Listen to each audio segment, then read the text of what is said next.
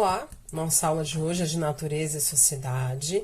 Abra o seu livro nas páginas 102 e 103. Nós vamos fazer ainda a página 104. Tem bastante coisa para ler, mas são poucas questões.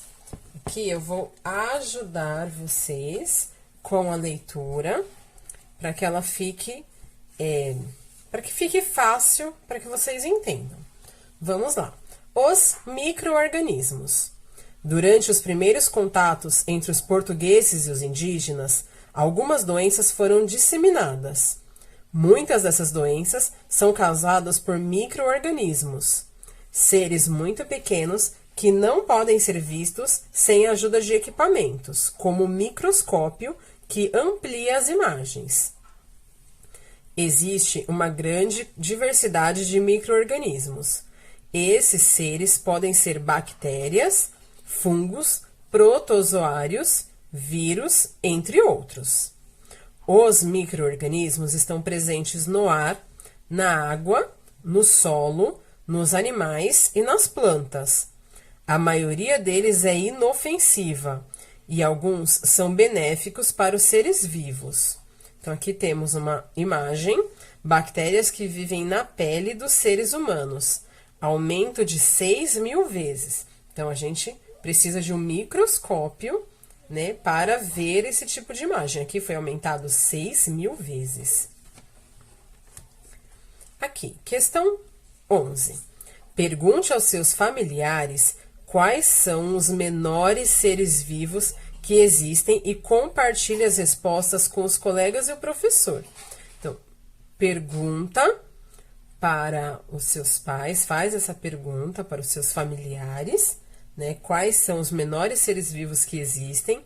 E aí você grava um áudio compartilhando as respostas comigo, né? Com o seu professor e com os colegas. Muitas bactérias trazem benefícios a outros seres vivos. Existem bactérias que participam da decomposição da matéria orgânica. Outras habitam no intestino de animais e auxiliam na digestão dos alimentos. Algumas bactérias presentes no corpo humano ajudam o organismo a se defender de doenças. No intestino humano vivem muitos tipos de bactérias que auxiliam no processo de digestão. Outro papel importante das bactérias é na produção de alimentos, como iogurte e de medicamentos. Então, aqui temos uma outra imagem. Bactérias que vivem no solo, tornando-o mais rico em nutrientes e ajudando no crescimento das plantas. Aqui, aumento de 5.000 vezes. Então, esta imagem foi ampliada 5.000 vezes até que pudesse ser vista, né, numa foto. 12. Cite 2 casos em que as bactérias são benéficas aos seres humanos e a outros seres vivos. Então, aqui no nosso texto tem a resposta. Se for preciso, leia de novo. Cite 2 casos em que as bactérias são benéficas aos seres humanos e a outros seres vivos. Vamos, então, agora para a página 103, aqui em cima. Existem diferentes tipos de fungos, como as leveduras, os bolores e os cogumelos. Os fungos também podem ser benéficos a outros seres vivos. Alguns fungos, por exemplo, vivem associados a raízes de plantas e as ajudam a absorver água e nutrientes do solo. Além disso, a maioria dos fungos se alimenta de restos de seres vivos, participando da decomposição da matéria orgânica. Alguns fungos são utilizados na alimentação, como o champignon e o shimeji. As leveduras são usadas como fermento na produção de vários tipos de pães. Outros fungos são usados na produção de medicamentos e de combustíveis. Então, aqui temos as leveduras, são um tipo de fungo usados como fermento. Essa imagem aqui, para que ela estivesse aqui no livro, ela teve que ser aumentada 6.000 vezes. Shimeji. O shimeji é um fungo cultivado para ser usado na alimentação. Questão 13. Leia o texto e responda as questões. As partes que conseguimos ver de cogumelos e bolores são suas estruturas reprodutivas, que crescem acima da superfície.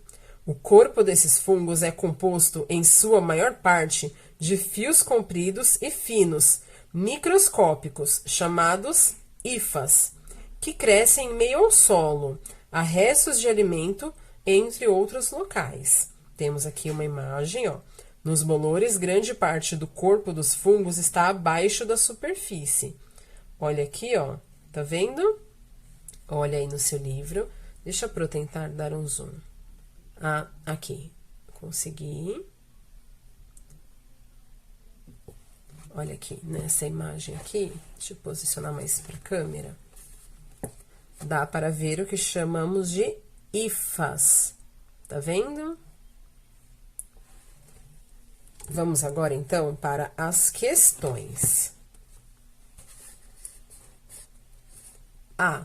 Você já viu algum mofo ou bolor?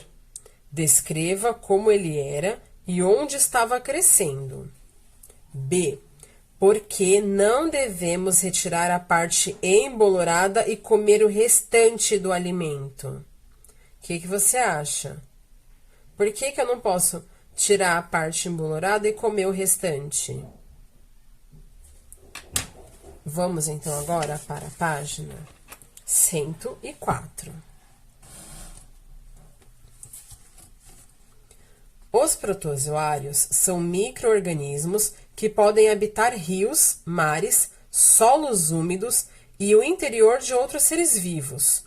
Os cupins, por exemplo, têm protozoários vivendo dentro do intestino, que os ajudam na digestão. Os protozoários podem ser úteis aos seres humanos. No tratamento de esgotos, por exemplo, são usados protozoários que se alimentam de alguns materiais presentes na água. Os vírus são seres microscópicos que têm estrutura simples. Não há consenso entre os pesquisadores se os vírus são ou não seres vivos. Alguns vírus habitam o corpo dos seres humanos e de forma inofensiva, e por vezes até benéfica, auxiliando o corpo na defesa contra infecções. Então, aqui temos essa imagem aqui de cima. Protozoário que auxilia no tratamento do esgoto. Ó, foi aumentado 100 vezes. Então, essa imagem foi aumentada 100 vezes para que você pudesse ver ela aqui no livro. Aqui, vírus, que é a parte em vermelho, são os vírus, atacando uma bactéria. Aumento de 60.000 vezes. Colorido artificialmente. Exercício 14. Julgue cada afirmação a seguir em verdadeira, com V, ou falsa, com F. Depois, corrija as falsas. A. Os micro-organismos são seres muito pequenos que podem ser vistos com auxílio de microscópios. Então, aqui, F de falso ou V de verdadeiro? Pense bem. B. Os micro-organismos são seres que causam doenças e não apresentam benefícios para os seres humanos e outros seres vivos. Verdadeiro ou falso? Vai colocar aqui. C. Bactérias e fungos participam da decomposição da matéria orgânica. Verdadeiro ou falso? D. Protozoários e vírus são micro-organismos que só causam doenças. Verdadeiro ou falso? Aquilo que você colocou que é falso, você vai usar estas linhas aqui para corrigir a informação. Se a sua letra for muito grande e não couber aqui, você pode optar por fazer esta questão, esta parte, no seu caderno de natureza e sociedade, tá bom? Por hoje é só. Espero que esse vídeo tenha te ajudado. Boa aula!